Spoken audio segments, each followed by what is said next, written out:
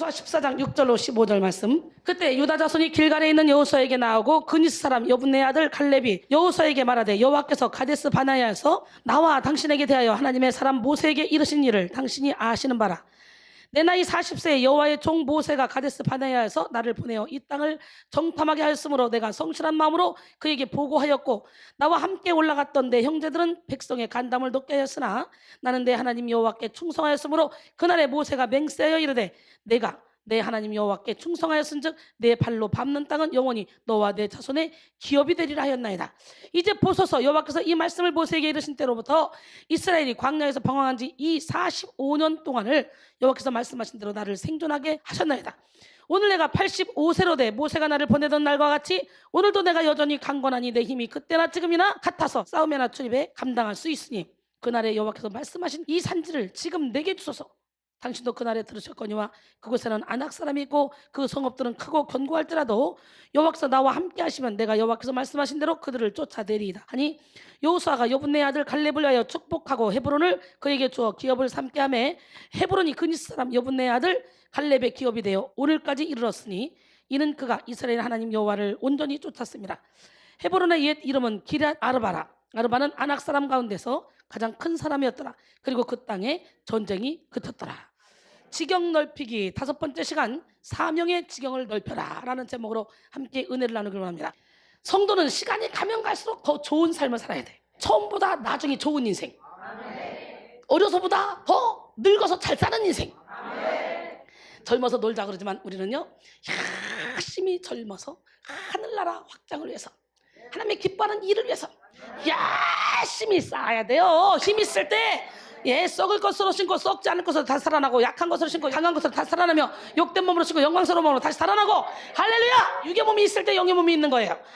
젊었을 때 기도할 수 있을 때 찬양할 수 있을 때 예배 드릴 수 있을 때 말씀 들을 수 있을 때 전도할 수 있을 때 예물 드릴 수 있을 때 힘이 있을 때 최선을 다해서 나의 영혼을 위해서 준비해야 돼.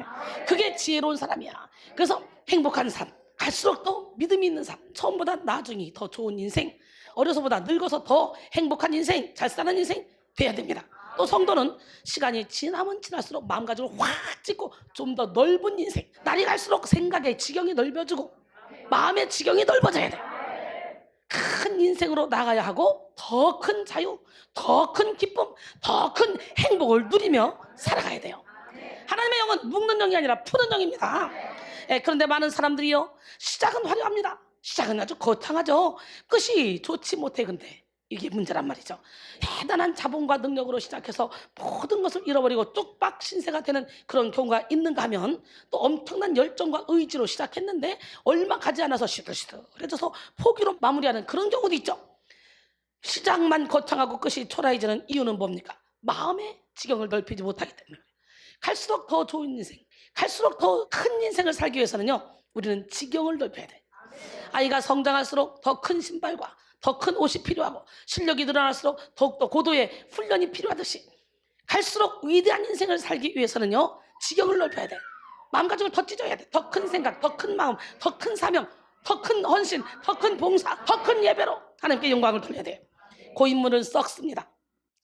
익숙한 일에 안주하고 편안한 일만 찾으면요 영적 침체를 면하지 못합니다. 그러므로 우리는 날마다 지혜의 지경, 지식의 지경, 능력의 지경을 넓혀서 사명의 지경을 넓혀가야 돼요.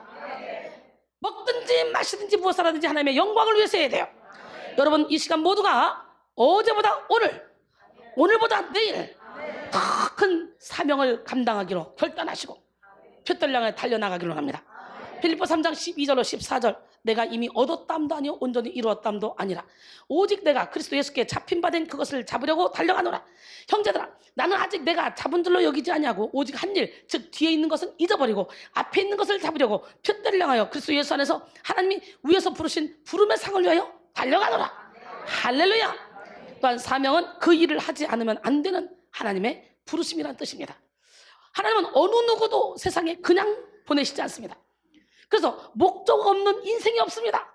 목적을 가지고 태어났고 그 목적을 위해서 살도록 부름을 받았습니다. 즉 우리가 살아가는 이유는 하나님이 맡기신 일을 위함이라는 것이죠. 사명은 하나님께서 생명을 바쳐서 감당하라고 맡기신 일입니다. 그래서 그 사명을 감당하기 위해서 사도 바울은 뭐라고 말합니까? 사도행전 20장 24절에 내가 달려갈 길과 주 예수께 받은 사명 곧 하나님의 은혜의 복음을 증언하는 일을 마치려면 나의 생명조차 조금 더 귀한 것으로 여기지 아니하노라 그랬어요. 우리 모두에게는 사명이 있습니다. 생명이 있는 모든 존재에는 사명이 있습니다. 신앙은 먼저 하나님의 경륜을 알고 수많은 선택의 순간 속에서 하나님이 원하시는 바른 선택을 함으로 사명을 감당하는 것입니다. 그러기에 신앙으로 위대한 인생을 사는 사람들은 자신이 사명을 위해서 태어났다는 것을 자각하고 자기 사명에 집중하는 삶을 살아갑니다. 사명을 위해 준비하고 사명을 위해 노력하고 사명을 위해 목숨도 아끼지 않습니다. 할렐루야. 빅터 프랭클은 사람은 누구나 자신의 삶에서 자신만의 과업 또는 사명을 가지고 있다. 그런데 이것은 다른 사람에 의해 대체될 수도 없고 또 자신의 인생에 반복할 수도 없다. 따라서 모든 사람이 갖는 과업이 독특한 것처럼 그것을 이행할 수 있도록 주어진 기회 또한 독특한 것이다. 이렇게 말했습니다. 시간이 지나면 끝까지 기다려주지 않는다는 거예요. 표대를 옮겨요. 하나님이. 우리 하나님은 열정을 가진 사람을 통해 이래. 사명을 위한 생각이 곧 영의 생각이고 사명을 위한 행동이 곧 영의 행동입니다. 그러나 육의 생각을 하는 사람들은요, 허망한 인생을 살며 사명을 자각할 수가 없습니다. 로마서 8장 5절로 8절 육신을 따르지 않는 육신을 영을 따르지 않는 영예를 생각하니 육신의 생각은 사망이요 영의 생각은 생명과 평안이니라. 육신의 생각은 하나님과 원수가 되나니 이는 하나님의 법에 굴복하지 아니할 뿐만 아니라 할 수도 없습니다. 육신에 있는 자들은 하나님을 기쁘시게 할 수 없느니라 그랬어요. 영성 훈련을 받으면 받을수록 신앙이 연단되면 연단될수록 내면 세계를 채웠던 이 자아의 생각이 사라지고 사명을 위한 진리의 생각이 가득하게 될 줄 믿습니다. 그래서 우리가 영성 훈련을 받는 거예요. 사명을 위한 생각이 커지면 커질수록 인생은 위대해지고 사명을 위한 열정이 뜨거우면 뜨거울수록 인생은 아름다워집니다. 사명은 인생의 시작과 마침을 알게 합니다. 또 사명은 인생을 해석하는 지혜가 됩니다. 사명을 깨달을수록 우리는 과거의 고난도 은혜로 해석하게 되고 상처와 아픔도 다른 영혼들을 살릴 수 있는 그런 약재료로 만들 수가 있는 거예요. 그래서 예수님은 상처 입은 치유자예요. 우리 모두가 다 상처 입은 치유자가 되길 원합니다. 로마서 8장 28절에 우리가 알거니와 하나님을 사랑하는 자 곧 그 뜻대로 부르심을 입은 자들에게는 모든 것이 합력하여 선을 이루느니라. 우리가 하나님 안에 거하기만 하면 걱정할 필요가 없어요. 고난이 와도 환난이 와도 우리는 찬양할 수 있어요. 왜?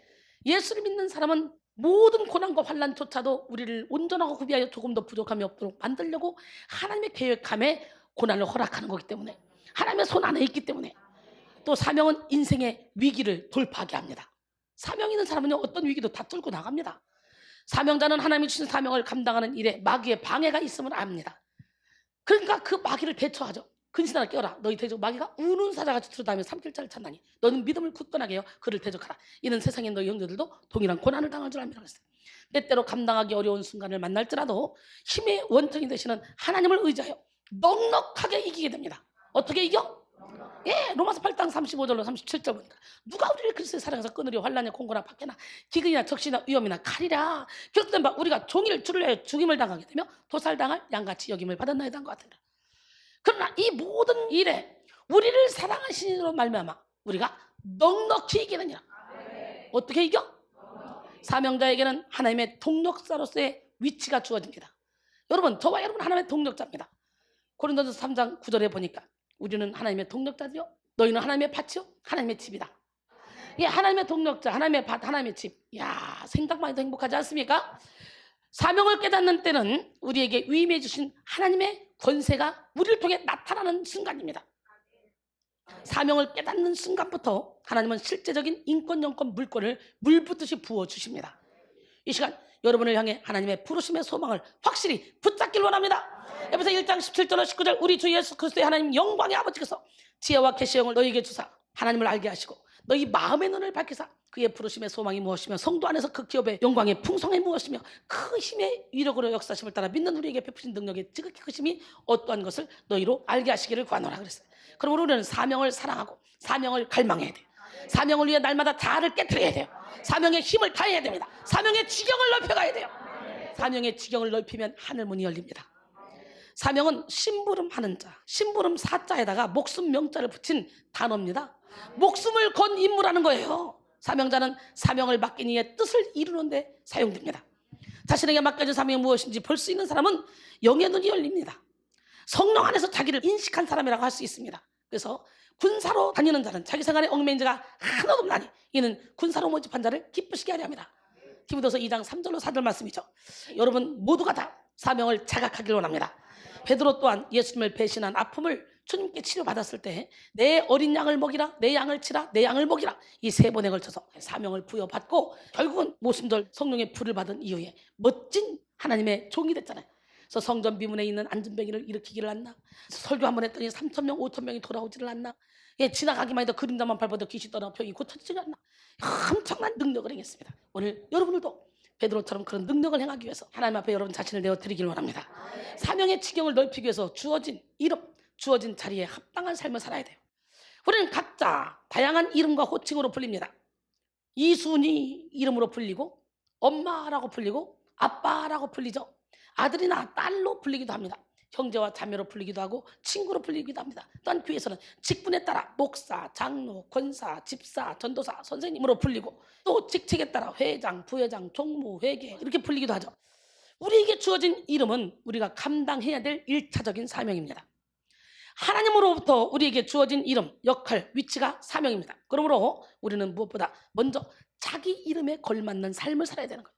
어제나 오늘이나 영원토록 동일하신 하나님, 그 하나님은 지금도 사명을 감당하기 위해서 생명 거는 그 사람을 통해 일하십니다. 여러분에게 하나님이 허락하신 그 자리에 충실한 삶을 살아야 됩니다. 아내는 아내 자리에 충실한 삶을 살아야 되고, 남편은 남편의 자리에서 충실한 삶을 살아야 되고, 자녀는 자녀의 자리에서, 부모는 부모의 자리에서 합당한 삶을 살아야 됩니다. 그런데 이름값을 하는 삶을 산다, 이거 참 결코 쉽지가 않죠. 자기 위치의 중요성을 알고 자기 자리가 하나님으로부터 온 것이라는 걸 알아야 이름값을 하고 살고 자리값을 하고 사는 거예요. 이름값을 하는 인생을 살기 위해서 우리는 자기 인생에 대한 책임감을 가지고 있어야 돼요. 여러분, 여러분의 위치의 중요성을 다시 한번 깨닫고 위치에 최선을 다하시길 원합니다. 위치에 부합하는 삶을 살기를 원합니다. 그렇게 살기로 결단하면 하나님이 능력을 주신다는 거예요. 하나님은 우리가 책임감을 가지고 열심을 내는 만큼, 사명감을 가지고 구하는 만큼 성령으로 부어주십니다. 모든 일을 넉넉히 감당하게 하십니다. 누가복음 11장 13절에 보니까 너희가 악할지라도 좋은 것을 자식에게 줄 줄 알거든 하물며 하늘 아버지께서 구하는 자에게 성령을 주시지 않겠느냐. 마태복음에는 구하는 자에게 좋은 것을 주시지 않겠냐. 그 좋은 것이 바로 뭐라고? 성령. 할렐루야. 그 다음에 주어진 환경을 개척하며 나가야 됩니다. 사실 이 땅에 주어지는 모든 환경에는 문제가 있습니다. 문제 없는 가정이 없습니다. 어려움이 없는 직장도 없습니다.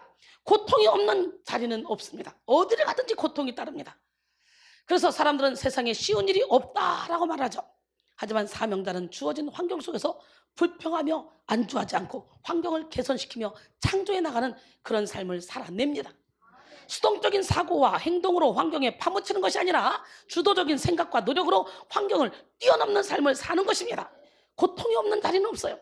세상에 쉬운 일은 없어요. 오늘 여러분은 어떤 인생을 살고 계십니까? 환경에 지배당하는 사람은 그래서의 인생을 삽니다.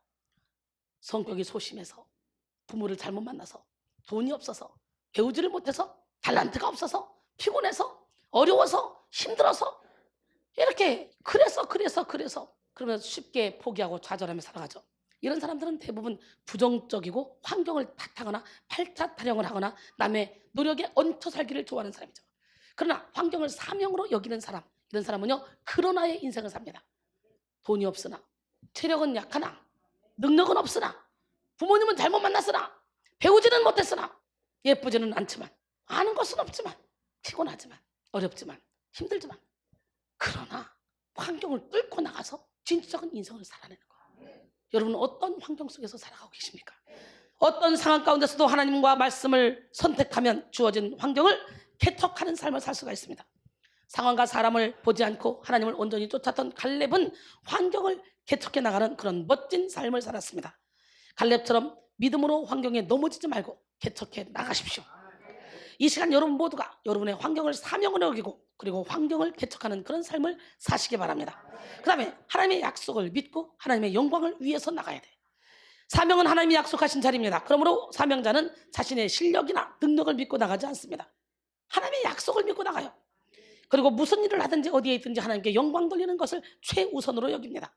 다윗이 골리앗을 무너뜨릴 때도 자기 힘으로 무너뜨린 게 아니에요. 너는 칼과 창과 단창으로 내게 나오거니와 나는 만군의 여호와의 이름으로 나간다. 아멘. 사랑하는 성도 여러분, 우리는 우리에게 주어진 이름, 주어진 자리에 합당하게 살면서 사명의 지경을 넓혀가야 됩니다. 또 주어진 환경을 사명으로 알고 환경을 개척하면서 사명의 지경을 넓혀야 됩니다. 하나님의 약속을 믿고 하나님의 영광을 위해 나가면서 사명의 지경을 넓히는 우리 모두가 되길 원합니다. 오늘 본문의 주인공인 갈렙은 환경을 뛰어넘어서 사명을 감당했고 상처를 뛰어넘어서 사명에 충성했습니다. 그래서 갈렙은 출애굽 1세대 가운데 여호수아와 함께 유일하게 가나안 땅에 들어간 사람이죠. 성경은 이런 갈렙을 소개할 때 대부분 그니스 사람 여분네의 아들 갈렙이라고 그렇게 말하죠. 그것은 갈렙의 출신 성분을 설명할 필요가 있기 때문에 그래요. 사실 여분네의 아들이요 그니스 사람 갈렙은요 원래 유대 민족이 아니었습니다. 그럼 어떤 민족이지? 원래 그니스 쪽은 에돔의 후손이었습니다. 에돔은 원래 에서의 별명이죠. 에서는 동생 야곱과 태어나면서부터 앙숙이었어. 앙숙. 그의 후손인 에돔 족속은 두고두고 이스라엘을 괴롭혔습니다. 왜? 에서가 장자권을 가지고 있는데 그거를 밭주간 그릇에 야곱이 사버렸잖아. 그래서 원수지간이 돼버린 거예요. 그래서 430년 동안 애굽에서 포로로 있다가 애굽에서 출애굽할 때 그 에돔 족속들이 사는 그 길을 건너면 금방 가나안 땅에 들어가는데 와서 막잖아. 못 가게. 그래서 이스라엘 백성들이 돌아 가잖아. 그것 때문에 막 짜증을 부리잖아. 이 정도로 430년 동안 우리 형제국이 이렇게 오랫동안 포로로 있었는데 나왔구나. 이 길을 지나가. 할 수 있는데 이것들 야비한 것들이야. 이거 또 우리 거 뺏을 걸 이 땅 지나간다 하면서 그런 마음으로 못 지나가게 하죠. 이렇게 후손인 에돔 족속은 두고두고 이스라엘의 가시 노릇을 했습니다. 에돔은 이스라엘과 인척관계에 있으면서도 형제국인데도 불구하고 환난당한 이스라엘을 돌보지 않을 뿐만 아니라 강대국과 손을 잡고 오히려 이스라엘을 침략했습니다. 그래서요 욥기 1장 10절로 11절 보니까 내가 누구냐 에돔이 내 형제 야곱에게 행한 포악으로 말미암아 부끄러움을 당하고 영원히 멸절되리라. 내가 멀리 섰던 날 곧 이방인이 그의 재물을 빼앗아가며 외국인이 그의 성문에 들어가서 예루살렘을 얻기 위하여 제비 뽑던 날에 너도 그들 중 한 사람 같으리라 그랬어요. 왕후 에스더의 시대에 유대인을 괴롭힌 하만이 에돔 사람이고요. 그리고 예수님 시대 2살 이하의 아이들을 학살한 악명 높은 헤롯 왕이 에돔 사람이에요. 이런 정황을 미루어 볼 때 우리는 갈렙이 이스라엘 민족의 지도자가 되는 것은 고사하고 이스라엘 민족과 함께 사는 것조차도 쉽지 않은 사람이라는 것을 알 수가 있죠. 그렇기 때문에 갈렙은 귀화했음에도 불구하고 이스라엘 백성들 중에서 원수의 자손으로 살아야 했을 것입니다. 그 증거가 바로 갈렙의 이름입니다. 갈렙의 이름은 개, 공격자, 노예, 종, 수탉의 울음소리라는 뜻을 가지고 있어요. 유대인들은 개를 부정한 짐승이라고 여겼고 천대했습니다. 이렇게 갈렙은 유대인들로부터 무시를 받을 수밖에 없는 환경과 이름을 가지고 살아야만 했습니다. 하지만 갈렙은 환경을 뛰어넘어 사명의 지경을 넓혔습니다. 갈렙은 자신의 출신 성분으로 인해 좌절하고 낙심하는 것이 아니라 오히려 더욱더 겸손하고 신실하게 사명에 집중했습니다. 이런 갈렙을 움직였던 그 중심에는 뭐가 있었냐? 바로 열정이 있었어요. 갈렙의 일생은 열정 그 자체였습니다. 어때요? 이순이의 일생 열정 그 자체 아닙니까? 결국 헤브론에 정착했던 85세의 나이일 때도 그는 하나님의 약속에 대한 열정이 남달랐습니다. 이런 갈렙의 리더십 스타일을 솔선수범형이라고 합니다. 갈렙에게는 높아지고자 하는 마음도 주목받고자 하는 마음도 없었습니다. 그는 그저 하나님만을 바라봤어요.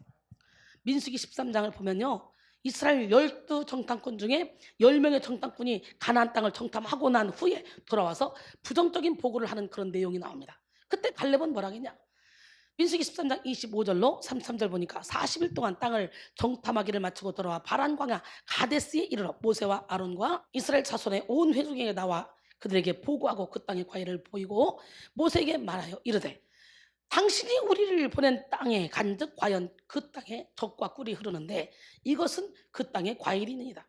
그러나 그 땅 거주민은 강하고 성읍은 견고하고 심이 클 뿐 아니라 거기서 아낙 자손을 보았으며 아말렉은 남방에 거주하고 헤딘과 여부스인과 아모리인은 산지에 거주하고 가나안인은 해변과 요단가에 거주하더이다. 갈렙이 모세 앞에서 백성을 조용하게 하고 이르되 우리가 곧 올라가서 그 땅을 취하자 능히 이기리라 하나, 그러니까 여호수아보다 갈렙이 먼저 앞서서 얘기했어요. 근데 왜 여호수아를 리더로 세웠나 했더니 그런 출신 성분도 있네요. 그죠?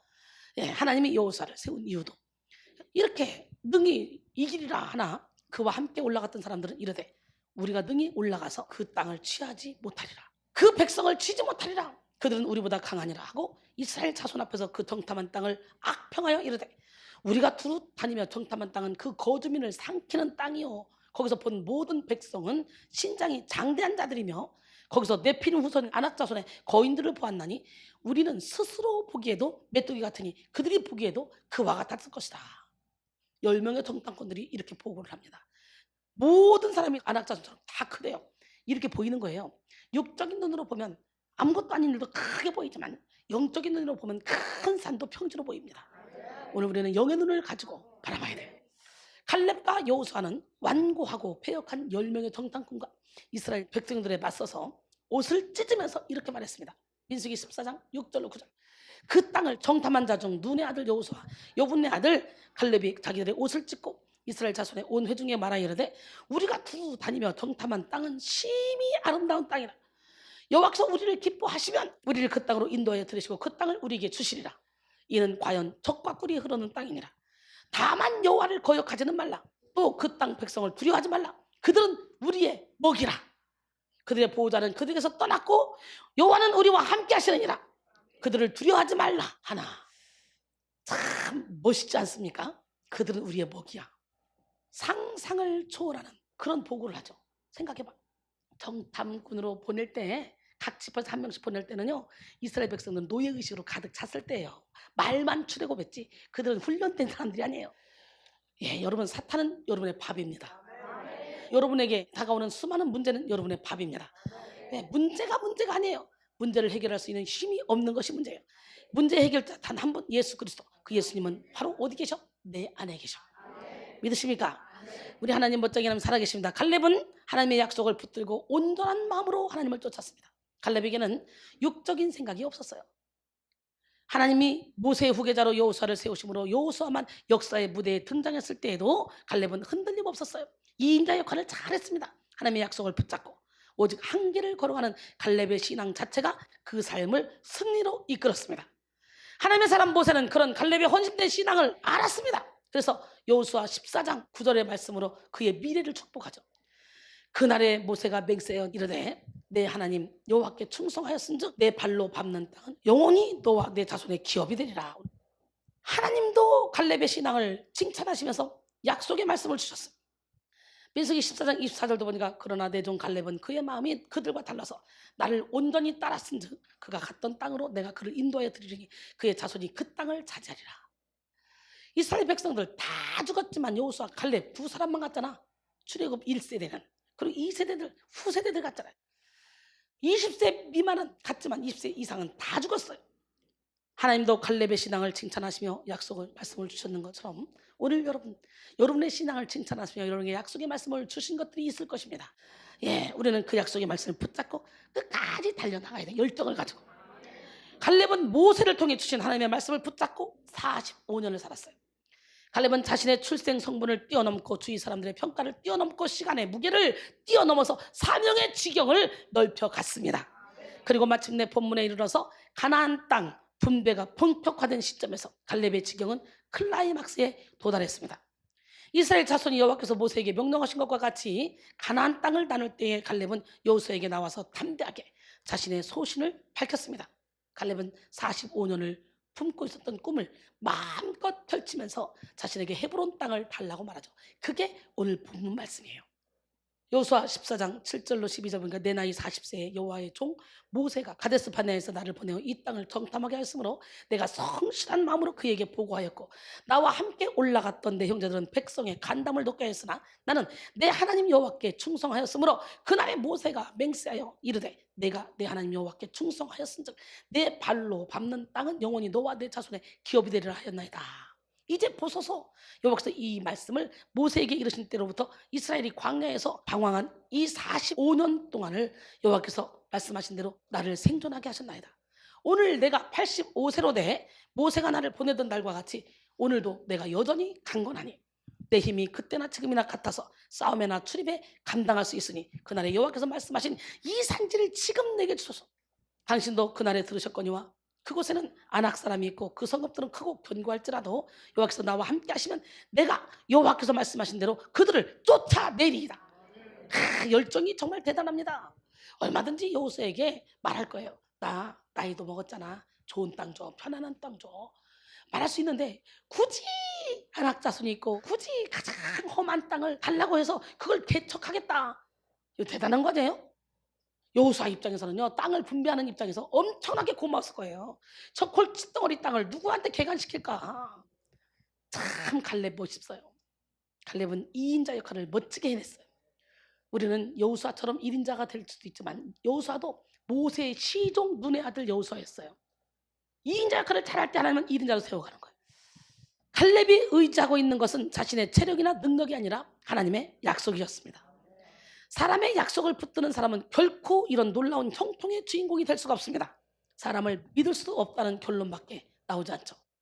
셰익스피어는 사람들의 서약은 빵껍질이다 라고 했어요. 그러나 갈렙은 젊은 청년 때, 나이든 노년 때나 젊은 청년 때나 동일하게 하나님의 약속을 붙잡았어요. 그리고 그는 오직 하나님의 약속을 의지하여 가장 차지하기 어려운 산지인 헤브론 땅을 구했습니다. 헤브론 산지는 아낙 사람 중에서도 가장 큰 사람들이 살고 있다고 여겨지는 그런 땅이죠. 갈렙이 이렇게 척박한 땅, 어려운 땅이었던 헤브론 땅을 구한 것은 하나님의 뜻을 이루기 위한 것입니다. 이런 갈렙의 도전은 여호수아를 감동시켰고요. 그리고 하나님을 기쁘시게 했습니다. 결국 갈렙은 헤브론까지 사명의 지경을 넓혔습니다. 이를 통해 그 땅의 전쟁이 끝나는 평화가 이루어지게 됐어요. 오늘 우리 사명의 지경을 넓힙시다. 여호수아 14장 13절로 15절 보니까 여호수아가 여분네 아들 갈렙을 위하여 축복하고 헤브론을 그에게 주어 기업을 삼게 하며 헤브론이 그니스 사람 여분네 아들 갈렙의 기업이 되어 오늘까지 이르렀으니 이는 그가 이스라엘 하나님 여호와를 온전히 쫓았습니다. 헤브론의 옛 이름은 기랏 아르바라. 아르바는 아낙 사람 가운데 가장 큰 사람이었더라. 그리고 그 땅에 전쟁이 그쳤더라. 할렐루야. 야, 갈렙이 얼마나 왕성하면 전쟁이 그쳐버렸어. 아낙 사람 다 몰아내고 이겨내고. 대박이잖아요. 대박. 결론적으로 사랑하는 성도 여러분, 오늘은 지경 넓히기 5탄 사명의 지경을 넓히라는 제목으로 함께 은혜를 나눴습니다. 갈렙은 하나님을 온전히 쫓음으로 일평생 사명의 지경을 넓혀갔습니다. 자기 출신의 한계를 뛰어넘었고 무시받고 소외되고 했던 그런 감정적 한계도 뛰어넘고 45년이라는 시간의 무게도 다 뛰어넘었어요. 노인이라는 시간의 한계도 뛰어넘어 사명의 지경을 넓혔습니다. 여러분 모두 갈렙처럼 호흡이 닿는 그날까지 사명의 지경을 넓히며 살아가시기 원합니다. 이 시간 여러분 모두가 이름에 합당한 삶, 환경을 개척하는 삶, 하나님의 언약을 신뢰하고 하나님의 영광을 구하는 삶으로 사명의 지경을 넓히시기를 주님의 이름으로 축원합니다.